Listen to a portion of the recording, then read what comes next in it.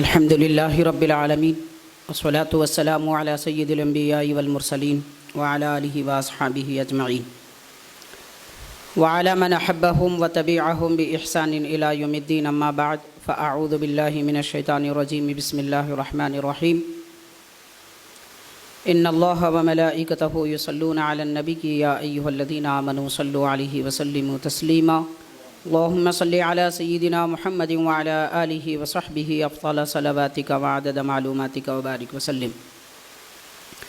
شہنشین پر جلوہ افروز معزز و مکرم عالم جلیل حضرت مولانا سید کلیم اللہ قادری صاحب قبلہ دامت برکاتہم العالیہ و دیگر معزز علماء کرام، عزیز طلبہ، محترم سامعین، السلام علیکم ورحمۃ اللہ وبرکاتہ۔ آپ حضرات کو جیسا کہ اطلاع ہے، آج کی عظیم الشان کانفرنس خلفائے راشدین کانفرنس کے نام سے موسوم ہے، اور جلسے تقسیم انعامات و اسناد بھی اس میں شامل کیا گیا ہے۔ علماء نظامیہ آرگنائزیشن الحمدللہ پچھلے 3 سال سے مختلف عنوانات پر تحریری مقابلے بزبان اردو منعقد کرتے آ رہے ہیں۔ جیسا کہ آپ نے سماعت کیا، پہلا سال اول میں جو عنوان مقرر کیا گیا تھا اور تحریری مقابلہ مقرر ہوا، وہ سیرت النبی صلی اللہ علیہ وسلم کا تحریری مقابلہ، خاص کر حضرت شیخ الاسلام بانی جامعہ نظامیہ امام انوار اللہ فاروقی رحمۃ اللہ علیہ کی کتابوں سے، اور دوسرا جو تحریری مقابلہ تھا وہ ختم نبوت کے عنوان پر تھا۔ پچھلے دنوں میں اس کی ضرورت زیادہ محسوس کی گئی، اس لیے اس عنوان پر تحریری مقابلہ جاری کیا گیا۔ اس سال الحمدللہ خلفائے راشدین کے نام پر اور اس عنوان پر تقریباً طلباء و طالبات اس مقابلے میں شریک رہے۔ آج ان خوش نصیبوں کے اعلانات بھی کیے جائیں گے جن کو انعام اول، دوم، سوم انشاءاللہ تعالی ملنے والے ہیں، اور باقی حضرات کو سندیں بھی دی جائیں گی۔ حاضرین، میں تھوڑی سی پہلے وضاحتیں کرنا چاہوں گا، اس کے بعد خلفائے راشدین کے عنوان پر چند اہم اہل سنت و جماعت کے بنیادی عقائد بیان کرنے کی کوشش کروں گا کہ جب اس کا آغاز کیا گیا تحریری مقابلوں کا، ہماری آرگنائزیشن کے پیش نظر بنیادی طور پر 2 باتیں تھیں۔ ایک یہ کہ حضرت بانی جامعہ نظامیہ امام انوار اللہ فاروقی رحمۃ اللہ علیہ نے اسلام کے عنوانات پر جو کچھ لکھا ہے، وقتاً فوقتاً علیحدہ علیحدہ موضوعات پر اس طرح تحریری مقابلے منعقد کر کے آپ کی تحریرات کو عام کیا جائے، آپ کے تعلیمات اور عقائد کو عام کیا جائے۔ یہ بنیادی ہمارا مقصد ہے۔ اور دوسری بات یہ کہ اس وقت ہم دیکھ رہے ہیں کہ ہندوستان کے چھوٹے قصبے اور اضلاع سے اردو کا مکمل خاتمہ ہو چکا ہے، اب جو ہے وہ نہیں کے برابر ہے۔ لیکن افسوس اس سے بڑھ کر یہ ہے کہ حیدرآباد جیسے شہر میں بھی اردو بالکل کمیاب بلکہ نایاب ہوتی جا رہی ہے۔ سوائے دینی مدارس کے ایسی کوئی بڑی تعداد اہل اسلام کی نہیں ہے جو زبان اردو سے اچھی طرح واقف ہو۔ طلباء و طالبات انگریزی زبان بولنے پر فخر کر رہے ہیں، اور افتخار سمجھا جا رہا ہے کہ زبان انگریزی یا کوئی اور زبان بولی جائے، لیکن اردو کی طرف کوئی دلچسپی نہیں ہے۔ پچھلے دور میں سرکاری طور پر جو ادارے اردو زبان میں چلا کرتے تھے، آج وہ نام کے مطابق چل رہے ہیں یا پھر بند پڑے ہیں۔ اس کے ذمہ دار امت مسلمہ اور قوم مسلم کے سوا کوئی اور نہیں ہو سکتے، کیونکہ والدین کو اپنی اولاد کے فیوچر کی فکر ہے، اور وہ اردو زبان میں کوئی فیوچر نہیں دیکھ رہے ہیں۔ عربی زبان میں ان کو اپنی اولاد کا فیوچر نظر نہیں آ رہا ہے۔ افسوس ہے کہ آنکھ اتنی کمزور ہو چکی ہے کہ ان کو عربی اردو میں فیوچر نظر نہیں آ رہا ہے، اور یہودیوں کی زبان میں فیوچر نظر آ رہا ہے، غیروں کی زبان میں فیوچر نظر آ رہا ہے۔ جو قوم ہمارے ملک پر قابض تھی، ظالم تھی، ایسی قوم کی زبان میں ہم کو اپنی اولاد کا فیوچر نظر آ رہا ہے۔ حاضرین کرام، دراصل مستقبل اور فیوچر ہوتا کیا ہے ہم نے سمجھا نہیں ہے۔ ہم یہ سمجھ رہے ہیں کہ بچپن کے بعد آنے والی موت تک کی زندگی کو فیوچر سمجھ رہے ہیں۔ در حقیقت موت کے بعد والی زندگی ہمارا فیوچر ہے، اور موت کے بعد والی زندگی میں اگر کوئی کام آنے والی زبان ہو سکتی ہے، پہلا درجہ عربی زبان کا ہے، دوسرا فارسی کا ہے، تیسرا اردو کا ہے، کیونکہ دین اسلام کی بنیادی اور مزید اضافی جتنی تعلیمات ہیں وہ سب کے سب 90% عربی زبان میں، تو تقریباً 60%، تو اس میں 60% عربی فارسی زبان میں، اور پھر اردو زبان کو اگر علیحدہ شامل کیا جائے تو تقریباً 50 سے 60% دینی، اسلامی اور ہماری ضروریات دین کا لٹریچر یہ 3 زبانوں میں پایا جاتا ہے۔ لیکن افسوس کہ ہم یہ تینوں زبانوں کو خیر بات کہہ دیے۔ تو دوسرا مقصد آرگنائزیشن کا یہ تھا کہ زبان اردو بھی اس کی طرف لوگوں کی رغبت ہو جائے، اسی لیے انعام اول ایک بڑی رقم مقرر کی گئی۔ عام طور پر انعام میں جب رقم دی جاتی ہے، جیسا کہ چلن ہے، مختصر سی رقم دی جاتی ہے، اور عمرے کا ٹکٹ دیا جاتا ہے، بڑا انعام ہے لیکن رقم نہیں ہے۔ کچھ اور دیا جاتا ہے، بڑا انعام ہے مگر رقم نہیں ہے۔ رقم دینے کے لیے لوگ آگے نہیں بڑھتے، ایک وجہ ہے، اس کی وجہ کیا ہے وہ خود جانے۔ لیکن آرگنائزیشن نے یہ طے کیا تاکہ طلباء کو ایک شوق پیدا ہو اردو سیکھنے کا، اردو جاننے کا، یا اردو جانتے ہیں تو مطالعہ کرنے کا، اور اردو زبان میں جو دینی بنیادی اساسی ہمارا لٹریچر ہے اس کے ذریعے اسلام اور بنیادی عقائد عام ہوں، اس لیے اس طرح کا انعام بھی مقرر کیا گیا ہے۔ بہرحال حاضرین، اب اس کے بعد 3 سال کے تجربے کے ساتھ میں کچھ تبدیلیاں بھی ہمارا جو آرگنائزیشن کی جماعت ہے، علماء کرام کا کونسل ہے، انشاءاللہ تعالی کچھ تبدیلیاں ہم لانے کا ارادہ رکھتے ہیں بہت سارے حضرات کے ہمارے اتفاق کے ساتھ میں۔ وہ یہ ہے کہ جیسا ہمارا منشا تھا علماء کا کہ اردو زبان میں لوگ شریک ہوں اور اس کی طرف رغبت رکھیں، شیخ الاسلام کا پیام عام کیا جائے، لیکن دیکھا یہ جا رہا ہے کہ مقابلے میں حصہ لینے والے ایسے افراد بھی شامل ہو رہے ہیں، وہ طلباء اور طالبات جن کو اردو سے بالکل تھوڑی سی واقفیت ہے اور وہ اردو زبان میں لکھ بھی نہیں پا رہے۔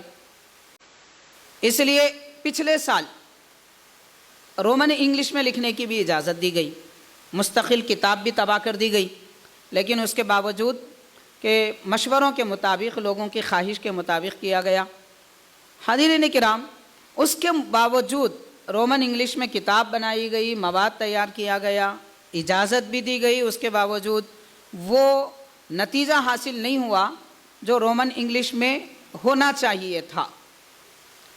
پھر مزید مطالبے یہ کیے گئے، خواہشیں بعض حضرات کی طرف سے یہ بھی خواہشیں آئی، مخلصانہ خواہشیں ہیں ماشاءاللہ، وہ یہ ہے کہ طلباء کو کے لیے یہ جو میٹر ہے اور لٹریچر ہے یہ بڑا سخت ہے اور ان کی ذہن فکر سے بلند ہوتا جا رہا ہے۔ تو انشاءاللہ تعالی آئندہ سال کوشش یہ کی جائے گی کہ اس کو اور مزید آسان کیا جائے، جو بھی مواد پیش کیا جا رہا ہے کتاب میں اس کو اور آسان کر کے رومن انگلش میں بھی اس کو تیار کیا جائے گا، رومن انگلش میں لکھنے کی بھی باضابطہ اجازت دی جائے گی، اور اردو میں بھی تیار کیا جائے گا، اس کی مستقل ایک کتاب بنا دی جائے گی۔ پھر ایک خواہش یہ بھی ہوئی کہ اس کو سوال جواب کی شکل میں لایا جائے، انشاءاللہ تعالی وہ انتظام بھی آئندہ سال سے کیا جائے گا، کیونکہ مقصد یہ ہے کہ دینی تعلیمات اور بنیادی اعتقادات اور مسائل ہماری قوم میں اور ہماری نسلوں کے لیے کارآمد ہو۔ بہرحال یہ چند اہم باتیں تھیں جو آرگنائزیشن اور اس کے تحریری مقابلے وغیرہ کے متعلق بیان کی گئی ہیں۔ اس سال جو خلفائے راشدین کے نام پر اس عنوان پر جو کتاب ترتیب دی گئی، ماشاءاللہ جو حضرات نے ہمارے سامنے، علماء کے سامنے اپنے افکار پیش کیے ہیں، اس کے مطابق خلفائے راشدین پر اتنا بہترین مواد ایک کتاب میں نہیں دیکھا گیا، خاص کر بزبان اردو۔ اور پھر خلافت راشدہ کیا ہوتی ہے، ترتیب خلافت کیا ہے، افضلیت اور فضیلت کا معاملہ کیا ہے، یہ ساری تفصیلات اس میں بیان کی گئی ہیں۔ اب یہ سننے کے بعد ہو سکتا ہے کہ اس دور کے خاص کر طلباء طالبات کے ذہن میں یہ بات آ رہی ہو کہ اس سے ہمارا کیا تعلق، کہ فضیلت مانے، افضلیت مانے، خلافت راشدہ یہ کیا چیز ہے، خلفائے راشدین کا کیوں ذکر کیا جا رہا ہے؟ تو اگر ایسی بات ذہن و فکر میں آ رہی ہے تو یہ ہمارے لیے بڑا المیہ ہے اور بڑے افسوس کی بات ہے۔ یہ ایسا ہی ہے جیسا کہ کوئی مسلمان کہے کہ بھئی کلمے سے ہمارے کو کیا مطلب، نماز سے ہم کو کیا مطلب، روزے سے ہم کو کیا مطلب، یا ہم روزہ رکھتے بھی ہیں تو صرف اس وجہ سے کہ سب رکھتے ہیں، نماز اس لیے پڑھتے ہیں تاکہ لوگ ہم کو بے نمازی نہ کہیں۔ اس تصور کے ساتھ میں اگر ہم یہ کام دین کے انجام دے رہے ہیں تو یہ بڑے افسوس کی بات ہے۔ یاد رکھنا چاہیے کہ خلفائے راشدین، خلافت راشدہ، صحابہ کرام و اہل بیت کرام ہمارا ایمان ہے، ایمان کا مرکز ہے، اس طریقے سے کہ انہی شخصیتوں پر قرآن مجید کا دار و مدار ہے، انہی شخصیتوں پر احادیث شریفہ کا دار و مدار ہے۔ اگر یہ شخصیتیں متہم ہو جائیں یا پھر ان کے بارے میں ان کی عظمتوں کا ہم کو پتہ نہ ہو، نہ نماز کی اہمیت رہے گی نہ قرآن کی اہمیت رہے گی۔ تو یہ جو عبادتوں کے نام پر شخصیات کو فراموش کیا جا رہا ہے، شخصیتوں سے عبادتوں کا سبق ہے۔ شخصیت نہ ہو تو پھر عبادت کا تصور بھی نہیں ہے، کیونکہ نبی پاک علیہ السلام کی سیرت پاک کو بھی آپ دیکھیں گے، ساری سیرت طیبہ اہل بیت کرام، صحابہ کرام کے ذریعے سے تو آج تک ہم کو پہنچی ہے۔ اگر یہ شخصیتیں نہ ہوتی تو سیرت النبی کس کو معلوم ہوتی؟ وہ احادیث پاک جس میں سرکار دو عالم صلی اللہ علیہ وسلم کی سیرت پاک بیان کی گئی ہے، کہاں سے ہم حاصل کرتے؟ اگر مان لیں کہ پورے صحابہ کرام میں صرف 6 صحابہ کرام صحیح ہیں معاذ اللہ، جیسا کہ بعض بدعقیدہ لوگوں کا خیال ہے، تو باقی صحابہ کرام 1,24,000 کم و بیش میں انہی پر تو احادیث پاک کا دار و مدار ہے، انہی پر تو نبی پاک صلی اللہ علیہ وسلم کی عظمتیں انہی کے ذریعے سے تو ہم کو معلوم ہوئی ہیں۔ بلکہ اہل بیت کرام کی محبت کے نام پر جو صحابہ کو طعن و تشنیع کر رہے ہیں، اہل بیت کی فضیلتیں بھی ہم کو صحابہ سے ہی معلوم ہوئی ہیں۔ اگر صحابہ کرام نہیں ہوتے تو اہل بیت کی فضیلتیں کیسے ہوتی؟ اگر مجموعی طور پر بیان کیا جائے، تقریباً 25 سے 30 حضرات کے درمیان میں، صحابہ کے زمرے میں 25 سے 30 ایسے حضرات ہیں جو اہل بیت کرام میں شامل ہیں۔ ان میں 4 شخصیتیں مزید فضیلت رکھنے والی ہیں، حضرت سیدنا مولا علی رضی اللہ تعالیٰ عنہ، حضرت سیدہ کائنات فاطمہ زہرا رضی اللہ تعالیٰ عنہ، حضرات حسنین کریمین رضی اللہ عنہما۔ تو یہ حضرات بڑی فضیلتیں رکھنے والی ہیں۔ اگر اہل بیت کی فضیلتیں اہل بیت کی زبانی سنیں گے تو کہنے والے دشمن دین کے یہ کہیں گے کہ یہ تو اپنی تعریف خود سے کر رہے ہیں، اور نبی پاک صلی اللہ علیہ وسلم کا فرمان ہے جو خود اپنی تعریف کرے اس کی تعریف ریاکاری ہے، اور اگر کوئی تمہارے سامنے تعریف کرے تمہاری اپنی، تو اس کے منہ پر تو مٹی مار دو، اتنا حکم کیا گیا ہے۔ یعنی سامنے تعریف سننا پسندیدہ نہیں ہے تو زبان سے خود تعریف کرنا کیسے پسند ہوگا؟ اسی لیے اللہ تبارک و تعالیٰ نے صحابہ کرام کے دلوں کو پاک و صاف ایسے فرمایا کہ پیارے آقا صلی اللہ علیہ وسلم کے اہل بیت کی تعریفیں انہوں نے دل کھول کر کی، انہیں نہ چھپایا اور نہ ہی انہیں مٹایا، بلکہ سر عام اعلانات کر دیے۔ اگر صحابہ کرام پر تہمتیں لگائی جائے، ان کو متہم کیا جائے، اہل بیت کرام کی فضیلتیں بھی نہیں رہیں گی۔ اب رہی بات 6 صحابہ کرام ہیں جو دوسرے زمرے میں معتبر سمجھے جاتے ہیں، اگر ان کی تعریفات، تو حاضرین حدیث مشہور کی تعریف بھی اس پہ صادق نہیں آئے گی۔ ہمارے دین میں جب کوئی محتم بالشان امر ہوتا ہے جس کو مضبوطی طور پر ثابت کرنا ہوتا ہے تو حدیث قطعی کی ضرورت پڑتی ہے، حدیث متواتر کی ضرورت پڑتی ہے، اور حدیث مشہور جو تقریباً 10-20 صحابہ کرام یا راویوں کا مجموعہ اگر کسی روایت کو بیان کرے، کسی مسئلے کو بیان کرے، وہ مشہور کے درجے میں ہوتا ہے۔ تو محدثین کے پاس 6 صحابہ کی روایت مشہور کے درجے میں بھی نہیں آتی، پھر کہاں سے اہل بیت کی تعریف ثابت ہو سکتی ہے، ان کی عظمتیں ثابت ہو سکتی ہیں؟ احسان ماننا چاہیے ہم کو صحابہ کرام کا کہ انہوں نے اہل بیت کرام کی دل کھول کر تعریف کر کے صحابہ کرام نے اہل بیت اعظام کی عظمتوں کو متواتر قطعی بنا دیا، شک شبے کی کوئی گنجائش باقی نہیں رکھے۔ एतराज़ का कोई मौका उन्होंने नहीं दिया। तो बहरहाल खुलफ़ाए राशिदीन की अज़मतों को और उनके उन्वान पर ये जलसा मुनक़िद करने का एक वजह, उसका एक मकसद ये भी है कि हमारी नौख़ेज़ नस्ल को पता चले खुलफ़ाए राशिदीन कौन शख्सियतें हैं कि उन्हीं की वजह से दुनिया में इस्लाम फैला, उन्हीं की वजह से नमाज की अहमियत मालूम हुई, उन्हीं की वजह से ज़कात की अहमियत मालूम हुई। अगर हज़रत सैयदना सिद्दीक़ अकबर रज़ियल्लाहु ताला अन्हु ज़कात के मुनकिरीन से ऐलान जिहाद न फरमाते तो ज़कात ईमान है इसका हमको पता न चलता। तो ज़कात की अहमियत भी अगर हमको मालूम हुई है तो सिद्दीक़ अकबर रज़ियल्लाहु ताला अन्हु से। सुभान अल्लाह। तो हाज़िरीन किराम, खुलफ़ाए राशिदीन कौन शख्सियतें हैं और उनका मकाम और मर्तबा क्या है। मैं सबसे पहले अर्ज़ करना चाहूँगा, खिलाफत राशिदा दरअसल ये जो दरजात हैं औलिया किराम के, खुतबियत, गौसियत, औतादियत और जो अब्दालियत, तकरीबन 8 अहम मरातिब हैं औलिया किराम के। ये वो औलिया अल्लाह हैं दुनिया में जो पाए जाते हैं उनको औलियाए मुतसर्रिफीन कहते हैं। हज़रत सैयदुल उदबा अल्लामा सैयद शाह इब्राहिम अदीब रज़वी रहमतुल्लाह अलैह, बानी जामी निज़ामिया शेखुल इस्लाम रहमतुल्लाह अलैह के शागिर्द हैं। आपने अपनी किताब में तहरीर फरमाया है कि औलियाए कामिलीन की 2 किस्में हैं, एक औलियाए मुतसर्रिफीन हैं और दूसरे औलियाए गैर मुतसर्रिफीन हैं। औलियाए मुतसर्रिफीन यानी वो औलियाए किराम के निज़ाम हस्ती का क़ियाम उनके हवाले कर दिया गया है।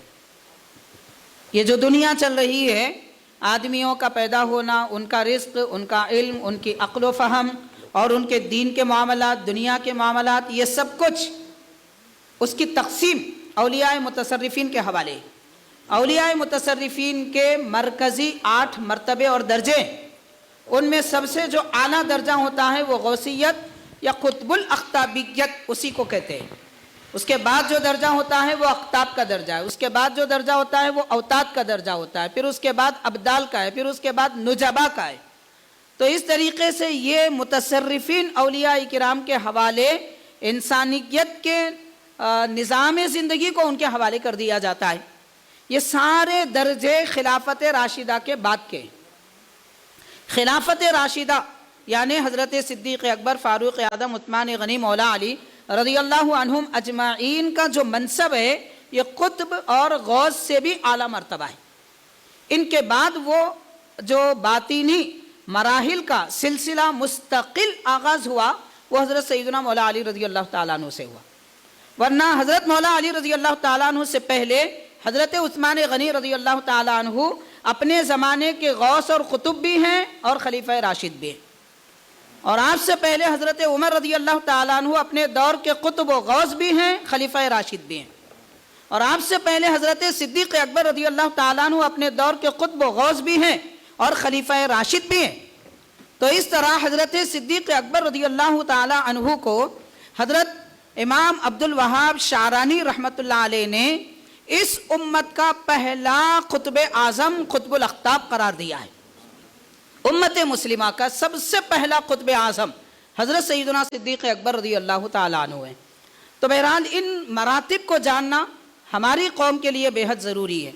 हाज़िरीन किराम, खिलाफत राशिदा, खिलाफत राशिदा ऐसी खिलाफत को कहते हैं कि जिसमें कोई फितना व फसाद का वजूद नहीं हुआ और उनके ज़रिए कोई ख़राबी दुनिया में नहीं आई, बल्कि सारी ख़राबियों की इस्लाह करने वाली जमात को खिलाफत राशिदा कहते हैं।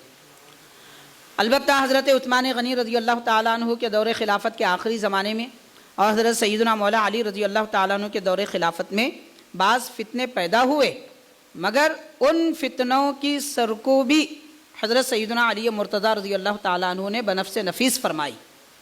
अगर वो फितने उस ज़माने में ख़त्म न किए जाते या उनकी कमर न तोड़ी जाती तो फिर क़ियामत तक इस्लाम का क़ियाम मुश्किल ही नहीं नामुमकिन था। चुनाचे खुलफ़ाए राशिदीन में 3 खुलफ़ाए राशिदीन का जो ज़माना गुज़रा है वो इस्लाम की इशाअत का ज़माना है। दीन इस्लाम के फैलने का ज़माना है।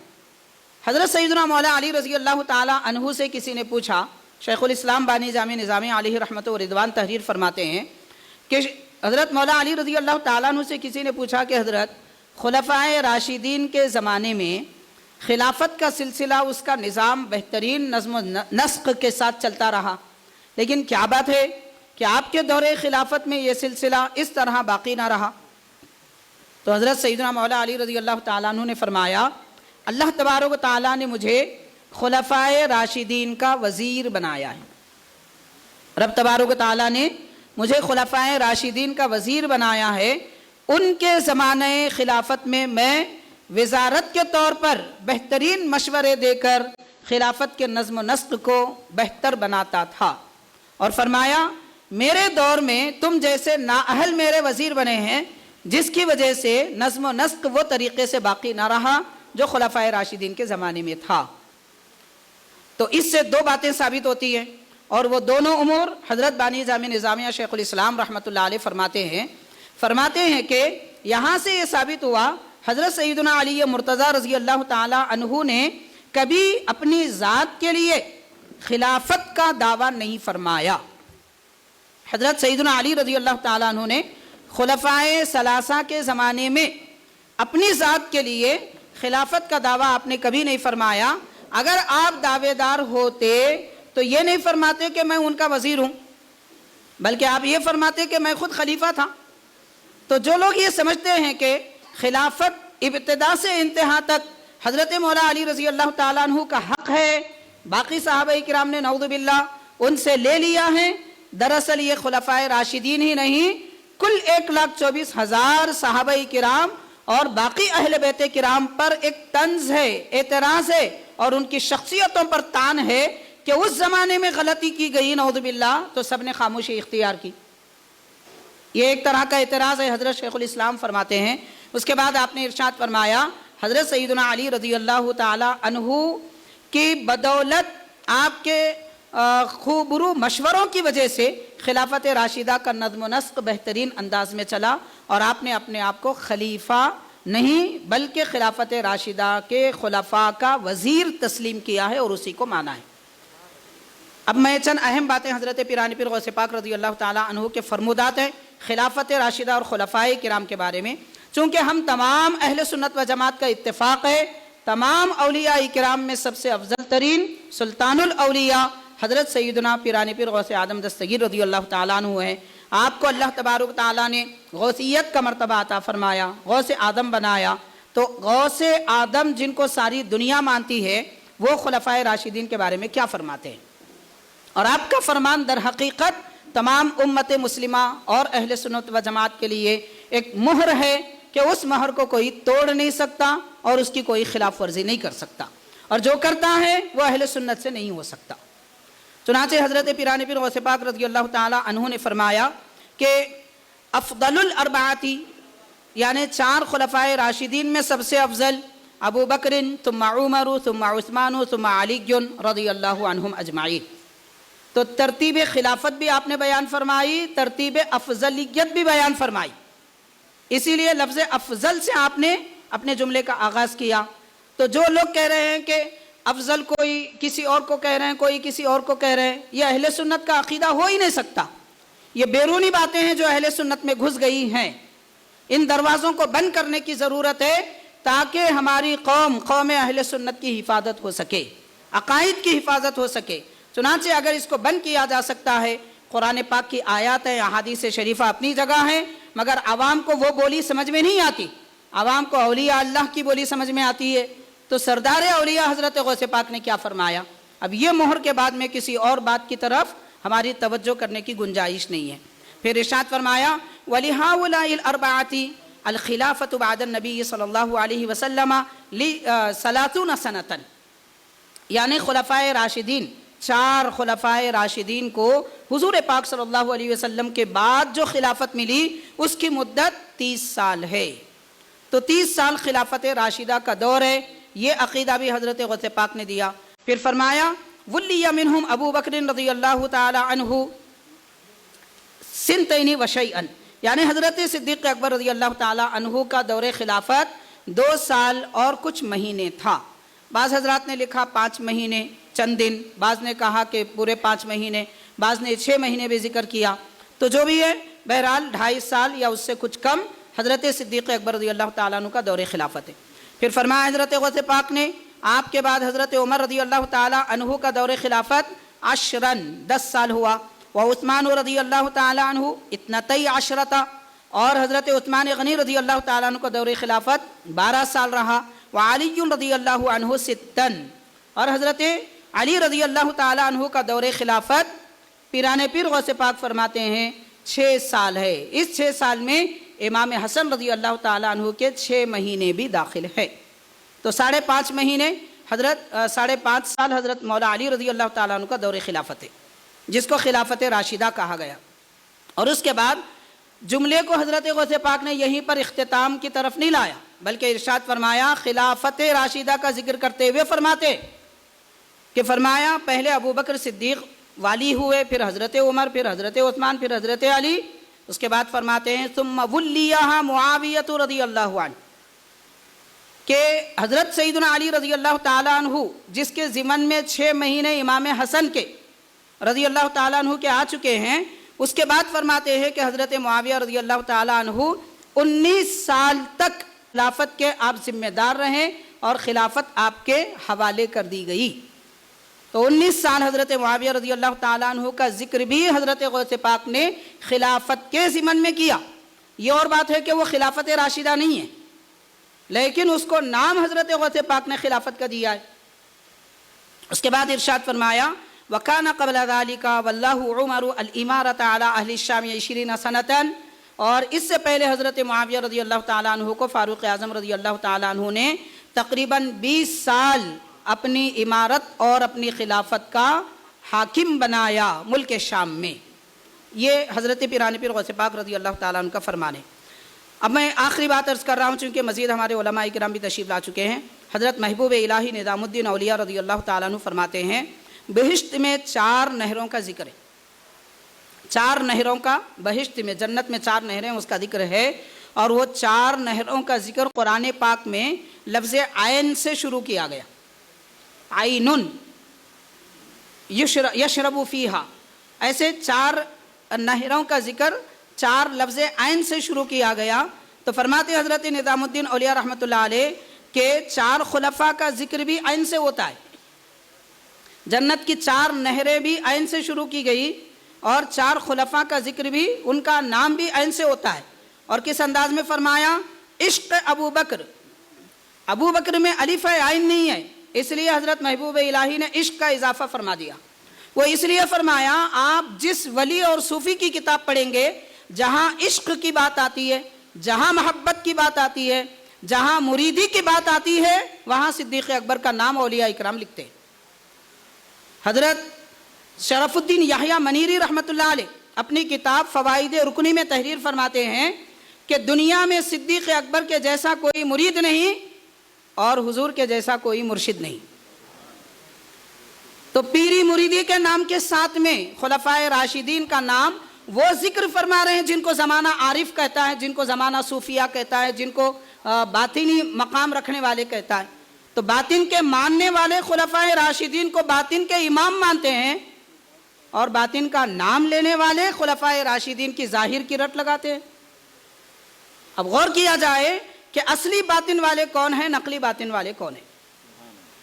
محبوب الہی ارشاد فرما رہے عشق ابو بکر اور عمر عثمان علی، تو یہ 4 صحابہ کے ابتدا میں عین ہیں، جنت کی 4 نہریں بھی عین کے ساتھ بیان کی گئی، لہذا یہ نہریں انہی کو ملتی ہے جو خلفائے راشدین کو مانتے ہیں، ان کی تعظیم کرتے ہیں۔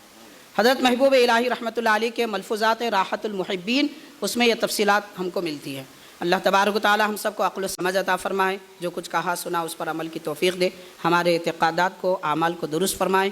صلی اللہ تعالی وسلم علی خیر خلقہ سیدنا محمد وعلی آلہ واصحابہ اجمعین والحمد للہ رب العالمین۔